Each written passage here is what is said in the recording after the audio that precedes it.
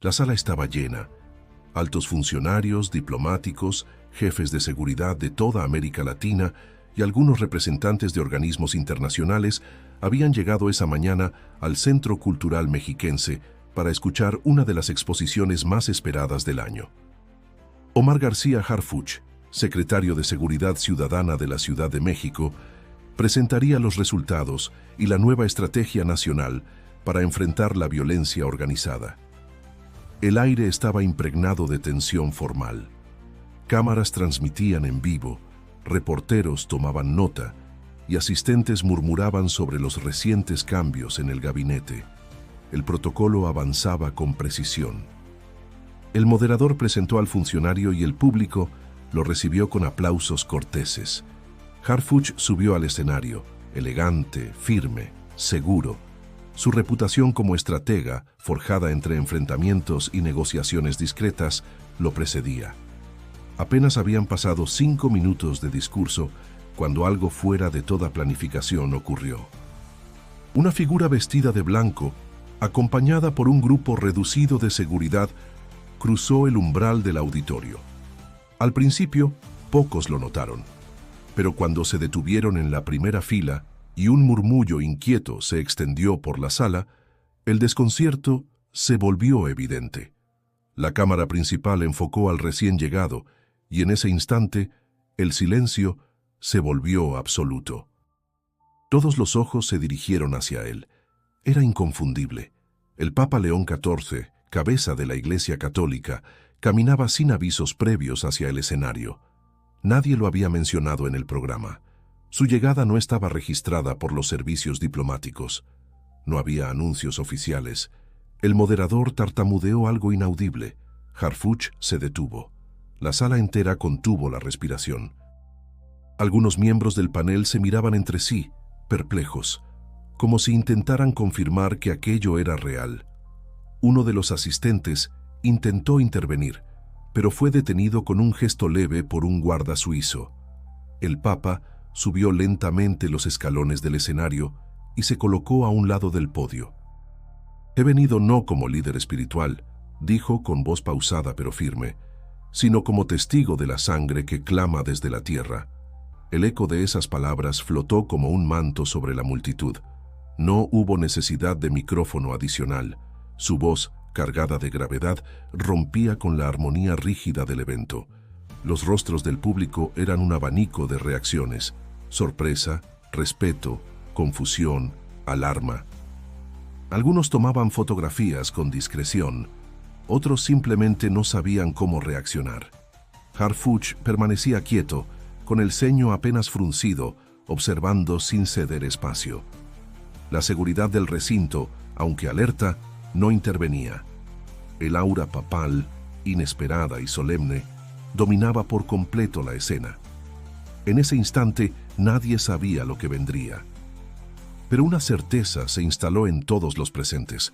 Lo que estaba por decir el Papa León XIV cambiaría el curso de esa mañana, y tal vez mucho más que eso. ¿Qué llevó al Papa a irrumpir sin aviso en un evento político de alto nivel? Antes de continuar, no olvides suscribirte al canal para no perder los detalles de esta historia sin precedentes que está a punto de revelarse. Nadie se movía. El tiempo parecía haberse detenido en ese auditorio cuando el Papa León XIV tomó el micrófono sin invitación formal, sin escoltas oficiales del Estado mexicano, sin advertencia.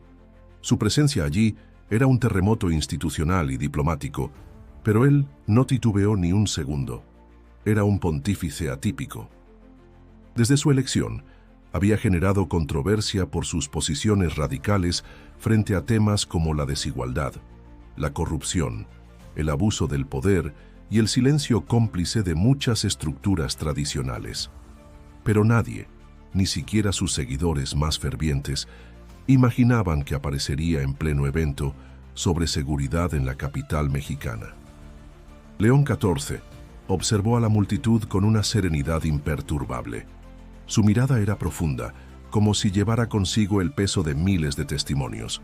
Luego se giró levemente hacia Harfuch, quien lo contemplaba con gesto contenido, tenso pero respetuoso. Este país no necesita más discursos, dijo el Papa con voz firme. Necesita verdad. Y la verdad, señores, tiene un precio. En la primera fila, varios líderes religiosos intercambiaban miradas de incomodidad. Algunos no sabían si levantarse, aplaudir o guardar silencio. Entre los políticos presentes, el desconcierto era total. El canciller, presente entre el público, susurraba algo al embajador del Vaticano. Nadie tenía información precisa. Todo estaba ocurriendo fuera del protocolo. Lo más desconcertante era que ningún elemento de seguridad había intentado frenar al pontífice. No porque no pudieran, sino porque su sola presencia, su sotana blanca impecable y su autoridad moral generaban una barrera invisible que nadie osaba cruzar. He recorrido las calles donde el miedo se disfraza de rutina, continuó el Papa. He escuchado a madres que aún buscan a sus hijos. He entrado a iglesias donde los sacerdotes son amenazados por hablar demasiado. He visto cómo el crimen se institucionaliza mientras el ciudadano común calla por temor o costumbre. Algunos asistentes bajaron la mirada. Las palabras no eran teológicas ni diplomáticas. Eran denuncias. Eran afirmaciones tan directas que dolían. No se trataba de fe. Era una intervención política. Y lo era con todas sus letras. No he venido para juzgar, sino para recordarles que cada decisión que aquí se toma tiene eco en miles de vidas allá afuera, dijo, señalando simbólicamente hacia las calles que rodeaban el auditorio. La tensión aumentaba con cada frase.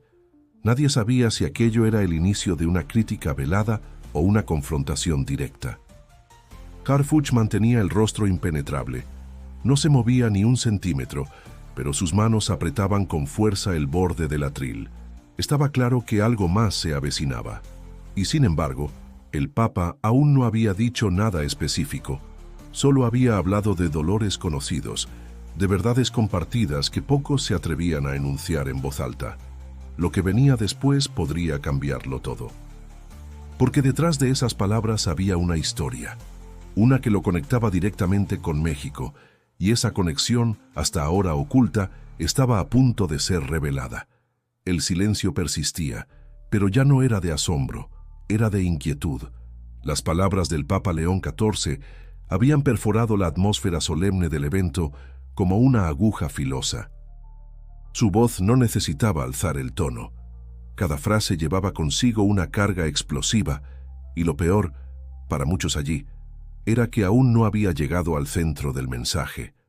Durante años, dijo el Papa, deteniéndose un segundo para observar los rostros frente a él, han hablado de estrategias, de cifras, de planes, pero la gente allá afuera no entiende de gráficos, entiende de sangre, entiende de miedo.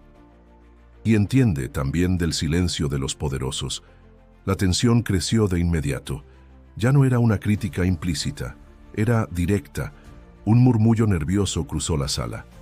Algunos asistentes cruzaron los brazos, otros simplemente comenzaron a mirar su teléfono como intentando escapar de la incomodidad. Pero no había escape. Estaban allí, atrapados en el centro de una denuncia pública. He leído informes confidenciales. He escuchado testimonios que jamás salieron en televisión. Sé de pactos que nacen entre cafés privados y llamadas cifradas, añadió. No me corresponde castigar, pero sí decir lo que nadie quiere decir. Hay manos en esta sala que han bendecido el crimen con su indiferencia. El impacto fue inmediato. Los ojos se clavaron en el Papa, pero también en Harfuch. Aunque nadie había sido nombrado aún, la dirección era clara. El secretario de Seguridad Ciudadana mantuvo el rostro inmutable, pero su mandíbula se tensó visiblemente.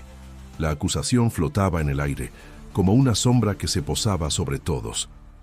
Sé de colonias enteras controladas por la violencia, donde los uniformes no representan orden, sino miedo, continuó León XIV. Sé de campañas financiadas con dinero manchado. Sé de fosas que nadie quiere excavar. Una parte del público comenzó a abandonar discretamente el recinto. Otros permanecían con los brazos cruzados, incómodos, pero inmóviles. La prensa internacional no dejaba de escribir. Las cámaras capturaban cada gesto. En redes sociales la transmisión en vivo comenzaba a viralizarse. El Papa no había llegado a dar una bendición, había llegado a incomodar. El rostro de Harfuch no mostraba indignación, sino contención. Sabía que una reacción emocional sería interpretada como culpabilidad, y en ese escenario, todo gesto era observado al milímetro. ¿Cuántos más deben desaparecer antes de que alguien diga basta?, preguntó el Papa. ¿Cuántos niños deben nacer en medio del fuego para entender que las decisiones que toman en esta sala construyen o destruyen generaciones? La pregunta quedó sin respuesta. No había forma de responderla sin exponerse. El Papa se apartó del micrófono y dio un paso atrás sin abandonar el escenario. No estaba allí solo para hablar. Estaba allí para hacer que todos escucharan. Por primera vez en mucho tiempo, los poderosos no tenían el control del relato, y eso los inquietaba más que cualquier amenaza. Algo había sido expuesto, y una verdad dicha en voz alta nunca vuelve a ser silenciosa. Lo que muchos ignoraban, y otros apenas sospechaban, era que las palabras del Papa no surgían de un cálculo diplomático ni de una ideología rígida. Surgían de una herida profunda, viva, imposible de cerrar. La conexión entre León XIV y México no era reciente ni circunstancial, era antigua y estaba marcada por la tragedia. Décadas antes de asumir el trono de San Pedro, cuando aún era el cardenal Domenico Aiori, fue enviado por el Vaticano como observador a zonas de conflicto en América Latina. En 1999 vivió en Oaxaca durante casi un año, compartiendo techo con comunidades indígenas desplazadas, amenazadas por grupos armados y empresas extractivas. No vivía en palacios ni recintos eclesiásticos, dormía en casas de barro, comía lo mismo que el pueblo y escuchaba lo que nadie más quería oír. Fue allí donde comenzó su vínculo con la realidad mexicana. Fue testigo de desalojos violentos, de amenazas a líderes comunitarios, de desapariciones sin eco en la prensa, pero fue un evento en particular el que marcó su alma para siempre. Una noche de marzo, en la Sierra de Guerrero, un pequeño convoy de ayuda humanitaria al que él acompañaba fue emboscado. Entre los presentes había misioneros, voluntarios, un par de religiosas y 3 sacerdotes jóvenes. No llevaban armas ni cámaras, llevaban víveres y medicinas. Aquel ataque no fue un error, fue un mensaje. 2 de los sacerdotes murieron en el acto. El tercero, herido de gravedad, fallecería días después. El cardenal sobrevivió porque fue arrastrado por una mujer indígena a una quebrada cercana. Esa noche, Domenico Aiori entendió que la fe no bastaba, que la verdad sin acción era inercia, y que la Iglesia debía dejar de ser testigo pasivo del horror. Años después, cuando fue nombrado arzobispo en zonas de conflicto en África y Asia, su voz se hizo más firme, más incómoda. Denunció intereses económicos, redes de tráfico, complicidades transnacionales. Cuando fue electo papa, muchos lo interpretaron como una señal de ruptura con el pasado, pero pocos conocían el origen de su combate. Por eso, al pararse frente al auditorio en la Ciudad de México, no lo hacía solo como líder religioso, lo hacía como hombre que había enterrado amigos en tierras mexicanas, como testigo directo de la impunidad. No hablo desde Roma, había dicho horas antes a su círculo cercano, hablo desde Guerrero, desde la sangre de Miguel, de Tomás, de Julián. No son estadísticas, son nombres. Y yo los recuerdo. En cada palabra pronunciada en ese auditorio resonaba el eco de esos nombres. Su indignación no era teatral, era personal. Por eso su presencia no podía ser ignorada ni desestimada como gesto simbólico. Era un ajuste de cuentas moral. Esa historia, hasta ese momento desconocida por el público, comenzaba a filtrarse. Periodistas empezaban a atar cabos. Algunos reportaban desde Oaxaca, otros rescataban archivos olvidados. Lo que se estaba gestando no era solo una crítica, era una reactivación de una memoria dormida. Y en política, la memoria puede ser más peligrosa que cualquier revelación nueva. El silencio que siguió a las palabras del Papa fue más tenso que cualquier grito.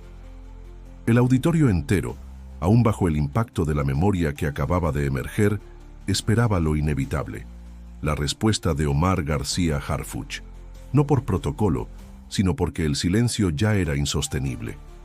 El secretario de Seguridad Ciudadana se acercó lentamente al micrófono. Su voz al inicio fue medida. No era el tono de un hombre indignado ni de uno acorralado.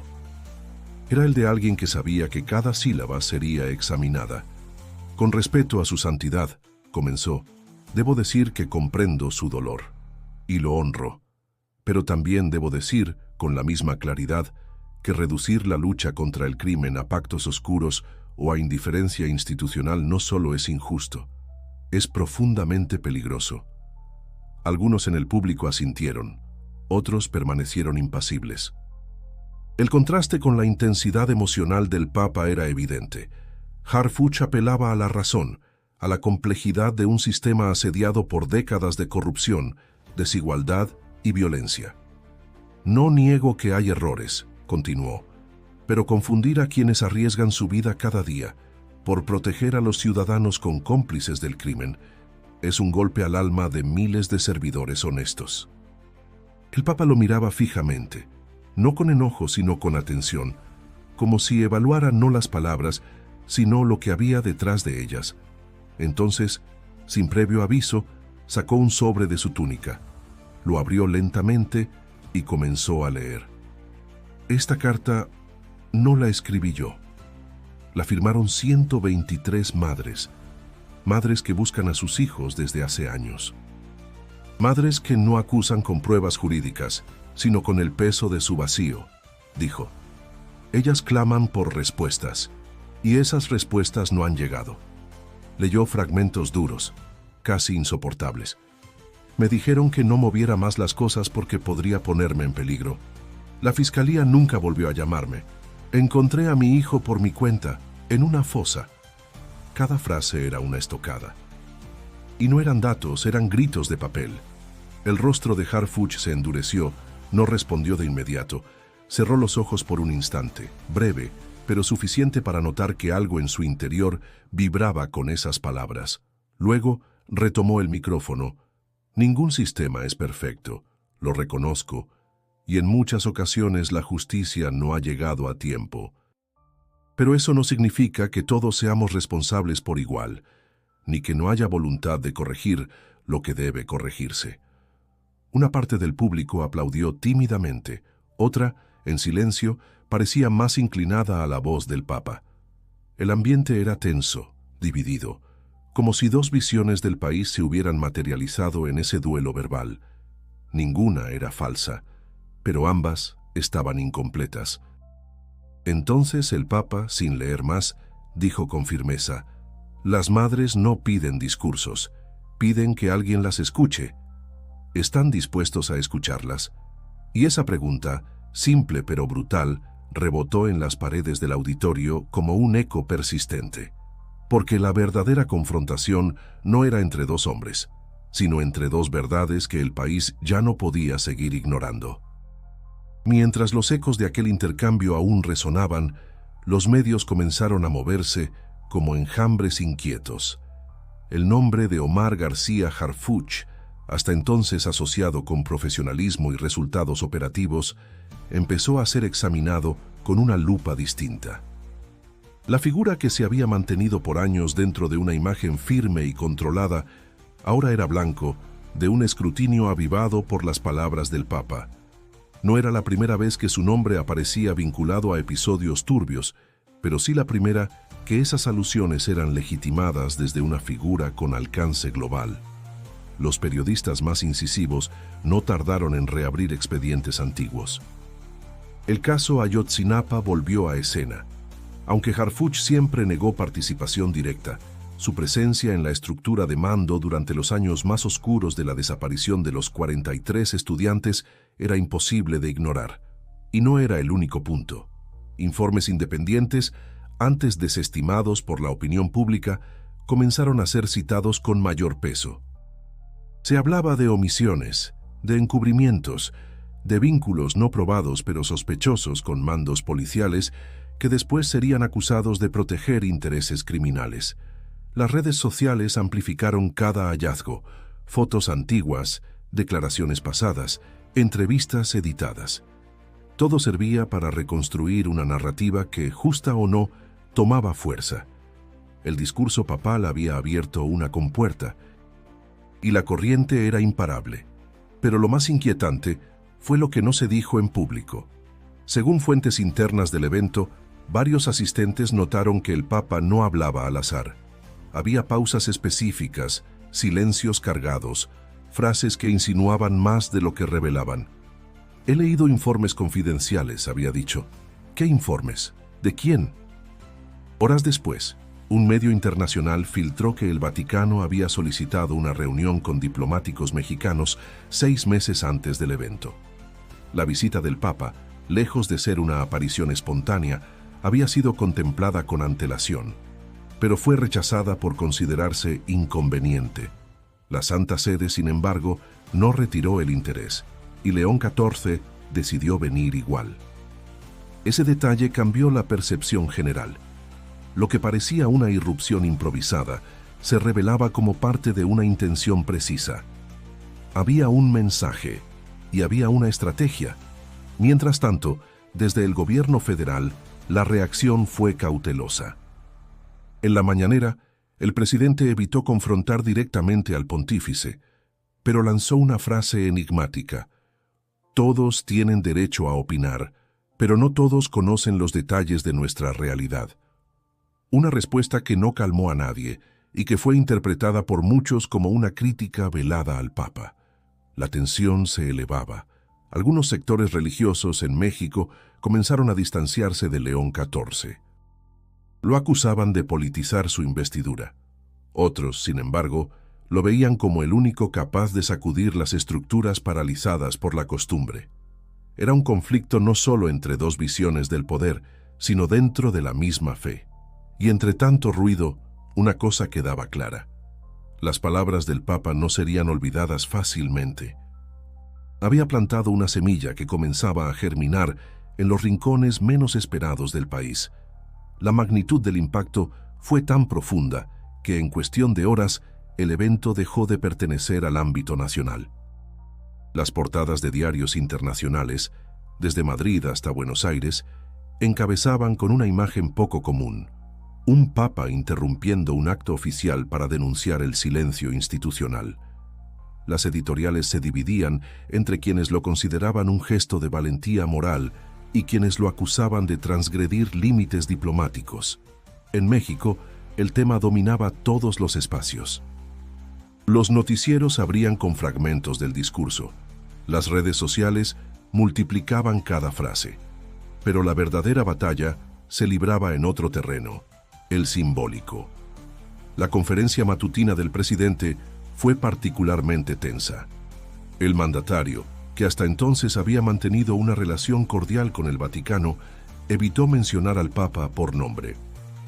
Sin embargo, lanzó una advertencia que sonó más contundente de lo esperado. México es un país soberano. Respetamos todas las voces, pero también exigimos respeto a nuestra historia y nuestras luchas. Fue una línea que generó reacciones inmediatas. Para algunos, significaba poner un límite saludable a la intervención externa. Para otros, era una forma elegante de descalificar una denuncia legítima. Las reacciones no tardaron. Algunos obispos mexicanos, alineados con una visión más tradicional, cuestionaron el accionar de León XIV. Afirmaban que la Iglesia debía construir puentes, no tensiones. Otros, sin embargo, lo defendieron públicamente. Aseguraban que el Papa había hecho lo que tantos callaban por miedo o por conveniencia. El país se polarizaba, no solo en redes o tertulias, sino en las calles. En la Ciudad de México comenzaron a organizarse marchas. Un grupo de madres buscadoras convocó a una concentración frente a la Basílica de Guadalupe con pancartas que decían «Gracias, Papa León, y no estamos solas». Al mismo tiempo, sectores afines a Harfuch llamaban a defender su labor, exigiendo respeto a los servidores públicos que sí trabajan. Las tensiones subieron otro peldaño cuando se conoció que varios partidos políticos estaban utilizando el discurso papal para reforzar sus agendas. Desde la oposición surgieron voces que exigían la renuncia de funcionarios clave. Desde el oficialismo se hablaba de una operación internacional para desestabilizar al país. La diplomacia comenzó a moverse en segundo plano. La Secretaría de Relaciones Exteriores solicitó explicaciones formales al Vaticano, alegando que una visita papal requería coordinación y aprobación oficial. En respuesta, la Nunciatura Apostólica se limitó a declarar que la presencia del Papa había sido una expresión de cercanía pastoral con las víctimas del dolor humano. Nada más. Ninguna aclaración adicional. El silencio del Vaticano, interpretado por algunos como prudencia, era leído por otros como una declaración implícita. No se retractarían. Mientras tanto, la tensión internacional comenzaba a escalar.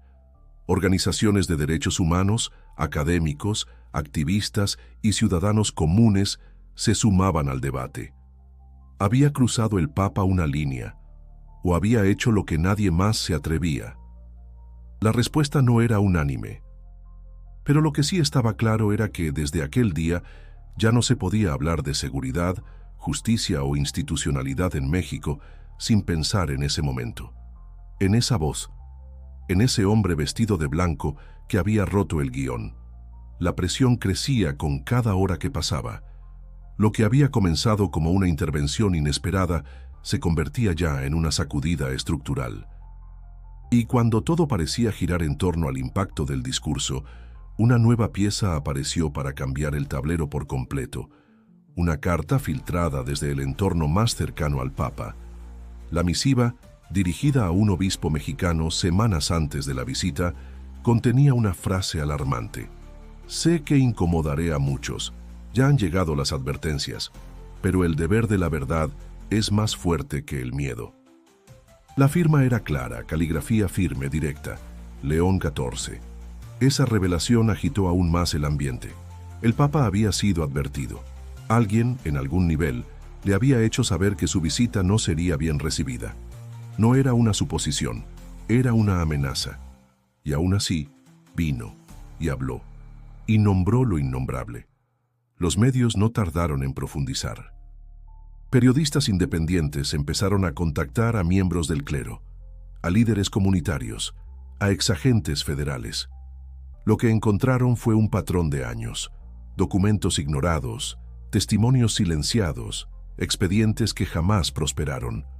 Y lo más inquietante, testimonios de exfuncionarios que, bajo condición de anonimato, confirmaban que las advertencias al Papa habían salido de México.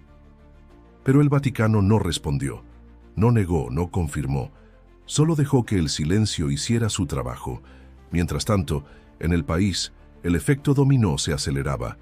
Varios testigos protegidos, inspirados por el eco del discurso papal, rompieron sus pactos de silencio.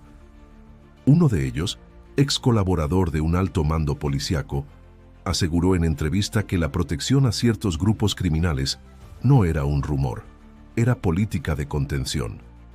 Otro reveló grabaciones, aún no autenticadas, de conversaciones sobre pagos por silencio institucional. Las autoridades presionadas no pudieron ignorar la ola. La Fiscalía General anunció la reapertura de investigaciones congeladas. Organismos de derechos humanos exigían auditorías completas en cuerpos de seguridad. Las universidades comenzaron foros de análisis.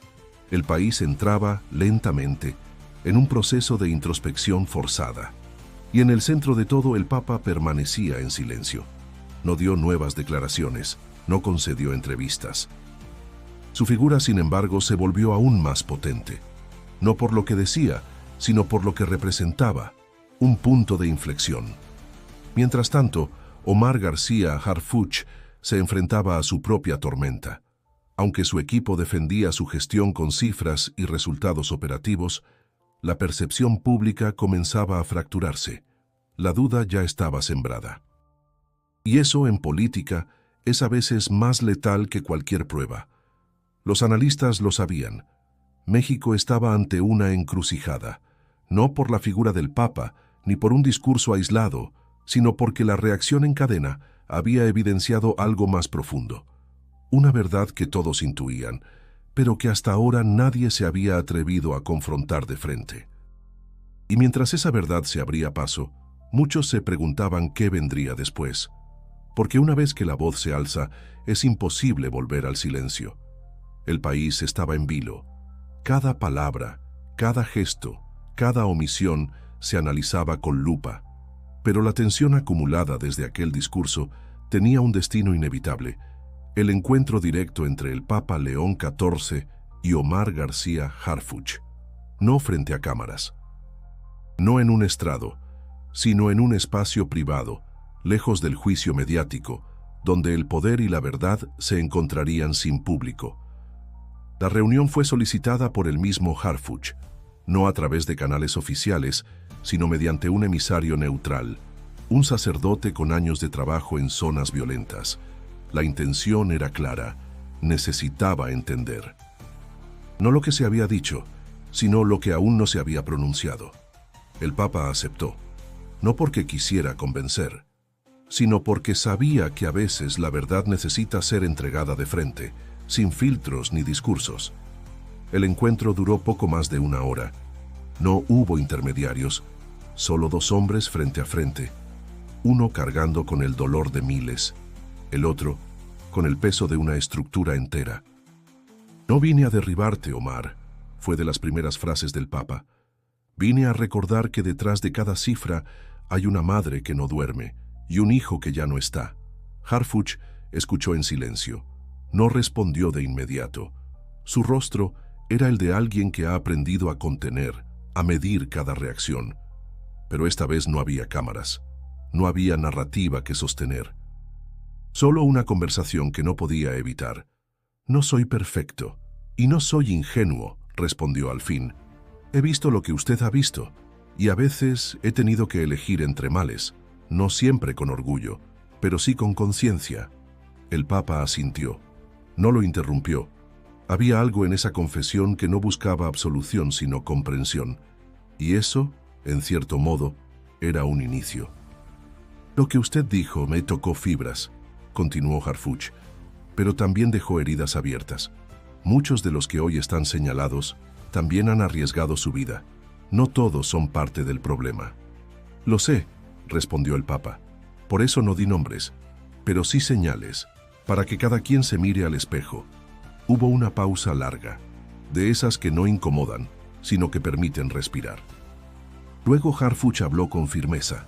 «Voy a ordenar una auditoría, externa, pública, no por presión, sino porque, si algo tengo claro, es que sin legitimidad, todo lo que hagamos será inútil». El Papa no respondió con palabras, solo bajó la mirada un segundo. Luego la levantó, se acercó y colocó su mano sobre el hombro de Harfuch. No fue una bendición, fue un gesto humano, silencioso, real. Al terminar la reunión, ninguno dio declaraciones, pero al día siguiente el país despertó con una noticia inesperada.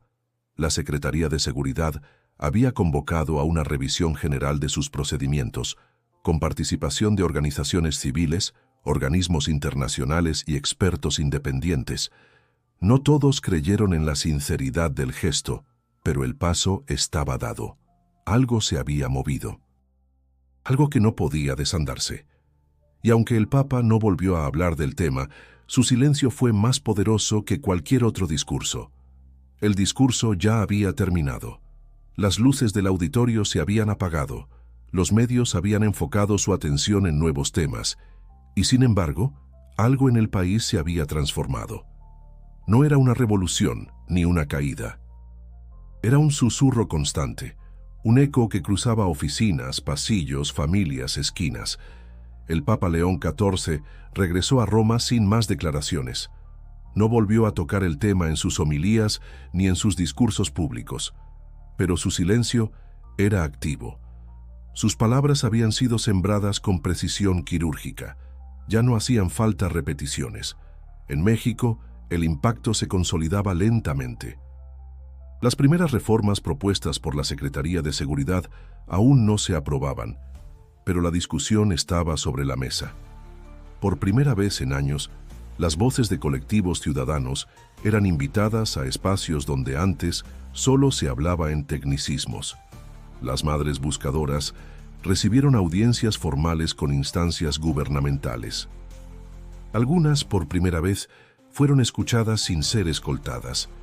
Los analistas más escépticos advertían que podía tratarse solo de una maniobra política, pero incluso ellos reconocían que la presión social era distinta, más articulada, más informada, más consciente.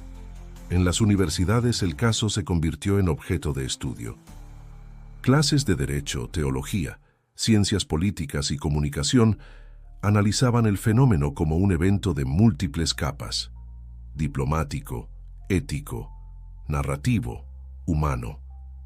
Porque al final no se trataba de un hombre vestido de blanco interrumpiendo un evento. Se trataba de todo lo que representaba ese gesto y de todo lo que reveló. El pueblo seguía dividido. Algunos veían al Papa como un intruso que violentó el protocolo. Otros como la única voz que dijo lo que tantos callaban. Pero incluso entre quienes discrepaban, surgía una coincidencia. Algo había cambiado.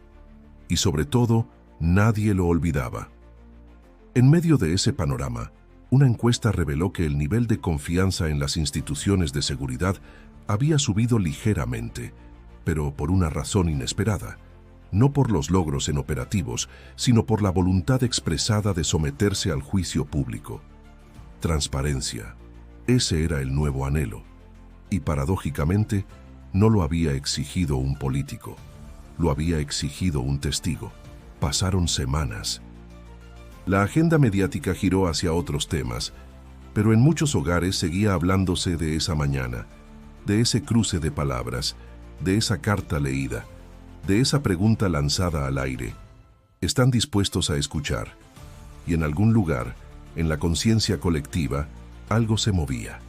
Porque la verdad, cuando se dice sin buscar aplausos, sin calcular consecuencias, tiene un poder irreversible. Y si has llegado hasta aquí, si esta historia te conmovió, te hizo reflexionar o simplemente te recordó la importancia de no callar, suscríbete al canal para seguir descubriendo historias que merecen ser contadas con claridad y profundidad. Y no te vayas todavía. Haz clic ahora en el siguiente video que aparece en pantalla para continuar con otro caso que, como este, te dejará sin aliento.